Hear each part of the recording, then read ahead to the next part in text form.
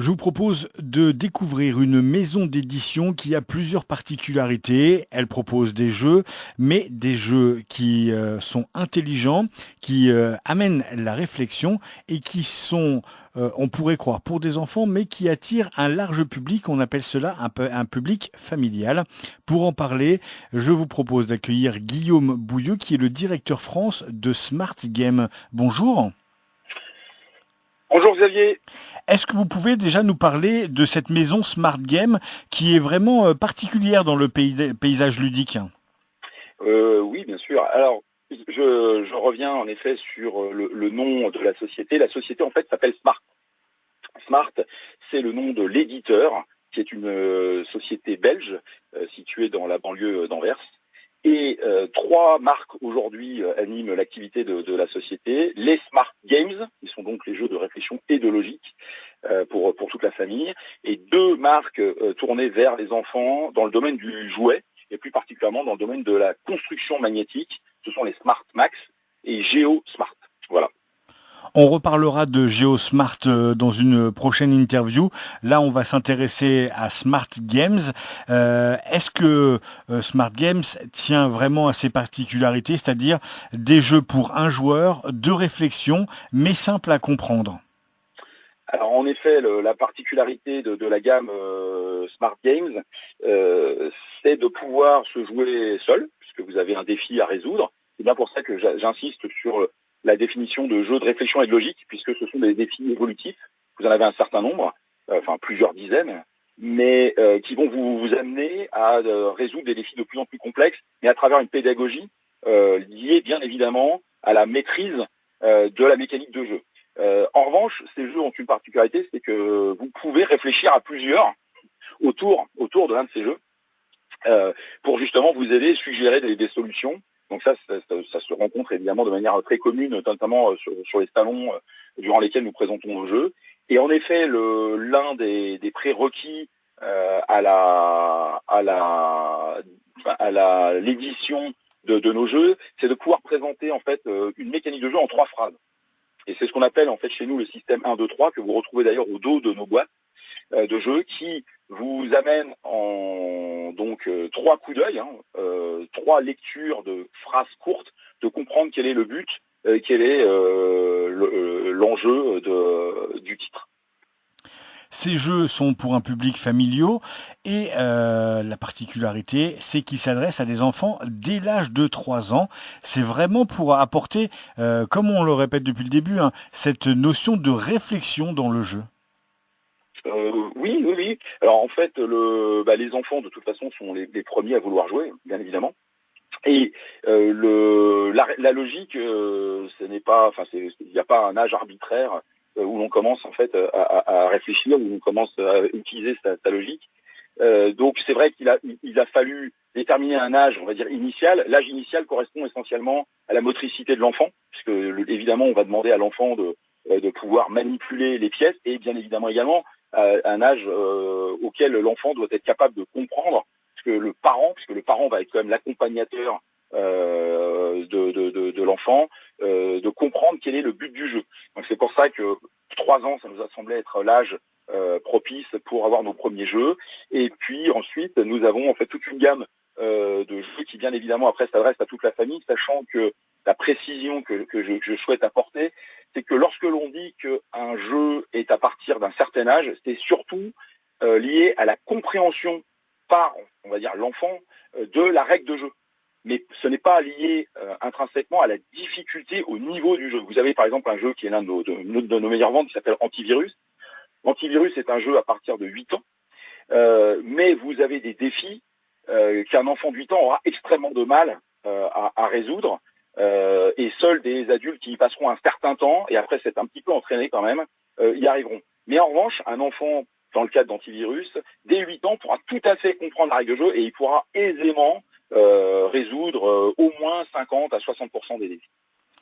Une autre particularité des jeux et qui est appréciable, c'est que la plupart d'entre eux sont en 3 dimensions. Vous avez vraiment ajouté cette partie 3 dimensions. Pour les enfants, c'est très agréable de pouvoir prendre des pièces, de bien les sentir et de sentir même la qualité du jeu. Alors oui, en effet. Donc, par rapport à cette approche des jeux en 3 dimensions, aujourd'hui, ce que nous avons, c'est un effet que moi j'appelle l'effet de verticalité, qui constitue à ne plus jouer seulement à plat, comme un certain nombre de sociétés l'ont proposé, mais à en effet poser sur des plans de jeu des pièces qui sont en relief, donc en 3D, qu'elles soient d'ailleurs en bois ou en plastique. Et c'est un élément essentiel parce que la sensation de jeu, aujourd'hui, se révèle dans tous les cas très importante par rapport à la qualité intrinsèque du jeu, par rapport à sa mécanique de jeu, donc thème employé familièrement dans l'univers ludique. Et il est vrai que la tendance de Smart Game est justement de suivre et d'épouser cette approche qui, je le précise, selon moi n'est pas une mode, c'est vraiment une attente. Et aujourd'hui, je pense que la plupart des jeux dits en 2 dimensions sont voués à disparaître dans les années à venir.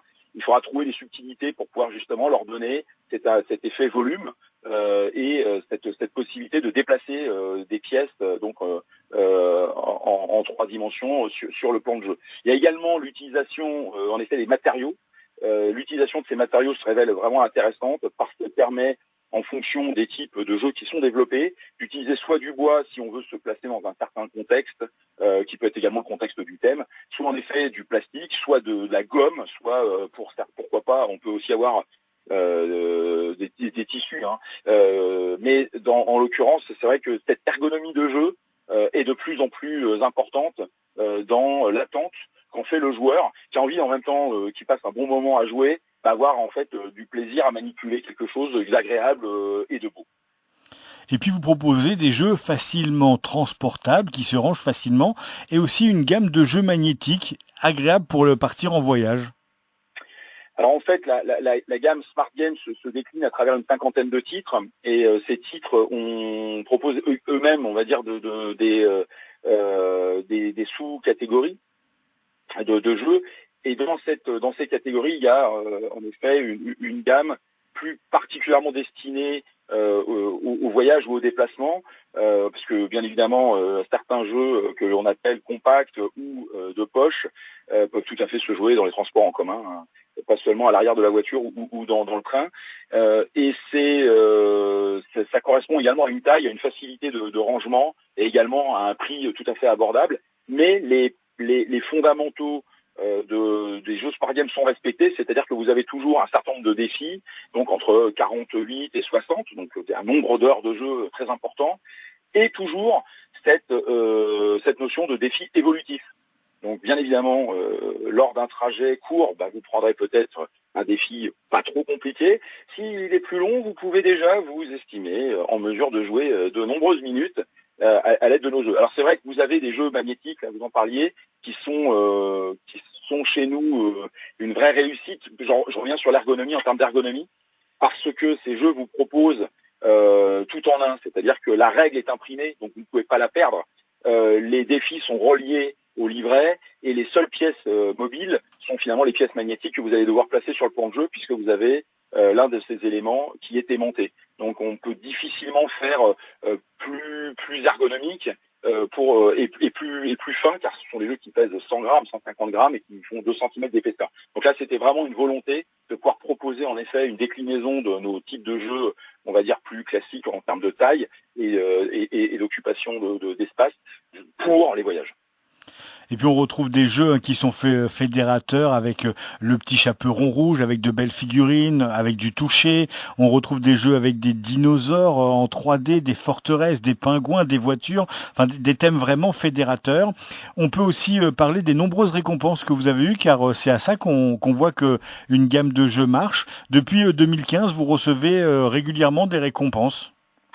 Alors, en ce qui concerne les thèmes, il est vrai que le choix du thème est important. Un thème abstrait fera référence essentiellement à ce que l'on appelle en effet les jeux classiques sérieux, que ce soit les échecs, le go, les dames ou d'autres jeux, qui sont évidemment particulièrement stimulants, mais autour desquels on va difficilement appliquer les notions, on va dire, de plaisir et de détente. Or, c'est ce que l'on recherche chez Smart, c'est un petit peu d'ailleurs notre devise, c'est s'amuser à réfléchir.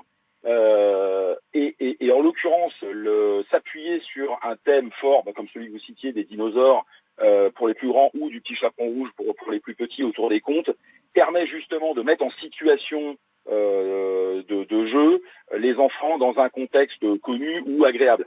Ce qui est important, c'est que l'on ne fait pas seulement que créer un thème autour du jeu, mais souvent la mécanique de jeu reprend à son compte justement le thème qui a été choisi. Je prends l'exemple par exemple du petit chaperon rouge.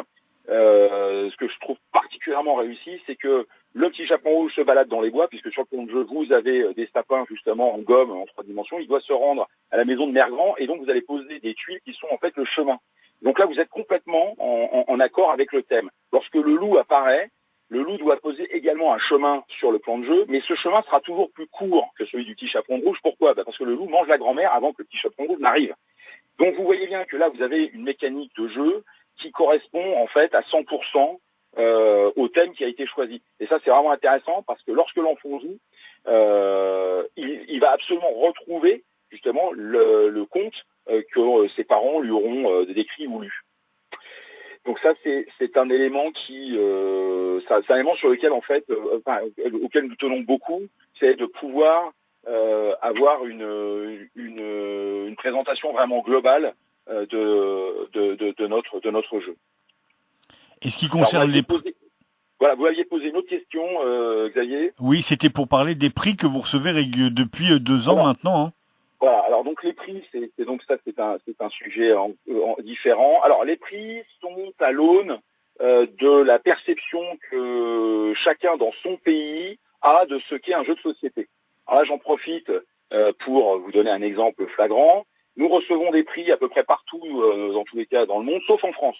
Alors c'est intéressant, parce qu'en France, en fait, un certain nombre de personnes qui s'occupent de décerner des prix de jeux de société considèrent qu'un jeu pour un joueur n'est pas un jeu de société. Voilà, alors c'est pas le cas en Belgique, c'est pas le cas au Québec, c'est pas le cas en effet aux États-Unis, mais en France, il y a cette situation un peu singulière qui consiste en effet à avoir un dogme, parce que moi je vais pas l'appeler autrement, qui dit non, un jeu pour un joueur c'est pas un jeu de société. Voilà, c'est peut-être un jeu qui est très bon, mais nous on ne met pas dans cette catégorie. Ce qui fait qu'aujourd'hui en France nous ne recevons pas de prix. Alors, en effet, ils proviennent d'autres pays qui eux reconnaissent en effet la qualité de nos jeux à travers justement une vision un peu plus élargie de ce qu'est un jeu de société, quel que soit l'âge, d'ailleurs, que ce soit pour les enfants ou les jeunes enfants, enfin pour les plus jeunes et puis pour les préados. Mais c'est vrai qu'on peut considérer que la reconnaissance de ces prix, on va dire internationaux, nous conforte dans la qualité du travail que l'on veut faire autour de nos publications, puisque Smart, et à travers sa gamme Smart Games, publie à peu près seulement, on va dire, 5 jeux par an. Et 5 jeux par an pour un éditeur, c'est très peu au compte tenu en fait des rythmes de publication qui sont proposés par la plupart des éditeurs, pas seulement français d'ailleurs, dans le domaine du jeu de société. On va finir peut-être par l'actualité de Smart Game. Est-ce que vous pouvez nous dire ce qui va arriver chez vous dans les semaines ou les mois à venir ? Alors, en effet, eh bien justement, ça tombe, vous tombez à pic, puisque le printemps et la période de présentation des nouveautés Smart Games. Donc là, nous avons en fait nos nouveaux jeux qui sont maintenant disponibles, notamment à travers les réseaux spécialisés et hyper spécialisés, à travers 3 jeux, un petit jeu de voyage qui s'appelle IQ Focus, sous forme de coffret, donc il glisse facilement dans la poche, un jeu extrêmement thématique qui s'appelle Lièvres et renards, où justement vous devez faire bondir des petits lièvres par-dessus les champignons et des renards, tout ça en 3D pour qu'ils rejoignent leur gîte dans un format très compact. Alors ça c'est un petit peu le chouchou de tout le monde en ce moment, que ce soit les journalistes qui notamment l'ont vu en avant-première et en effet les professionnels qui avaient découvert le jeu. Et un autre jeu qui nous emmène un peu plus loin en Orient qui s'appelle Pagode, qui est un jeu en fait où vous devez relier des pagodes entre elles à l'aide de chemins, sachant que nous aurons en fait une nouveauté toujours dans le domaine des contes, mais qui sera publiée cette fois-ci en septembre, qui sera autour de Blanche-Neige, avec justement la représentation en 3D, je reviens encore sur cet aspect, de la maison des nains, avec en fait un plan de jeu qui justement pour le coup n'est pas horizontal, mais qui sera vertical, donc vous aurez une vraie petite maison avec ses portes et ses fenêtres dans lesquelles vous retrouverez les personnages du conte. Merci beaucoup Guillaume Bouilleux. Je rappelle que vous êtes le directeur France de la maison Smart, que l'on parlait de la branche Smart Games, que pour Exactement. plus de renseignements, il suffit d'aller sur Internet et d'aller sur le www.smartgames.eu. Il y a bien un S à Games parce qu'il y a plein de jeux chez Smart Games. Donc www.smartgames.eu. Et puis on se retrouve prochainement, cette fois pour parler d'une autre gamme chez vous qui s'appelle GeoSmart. Merci beaucoup, Xavier.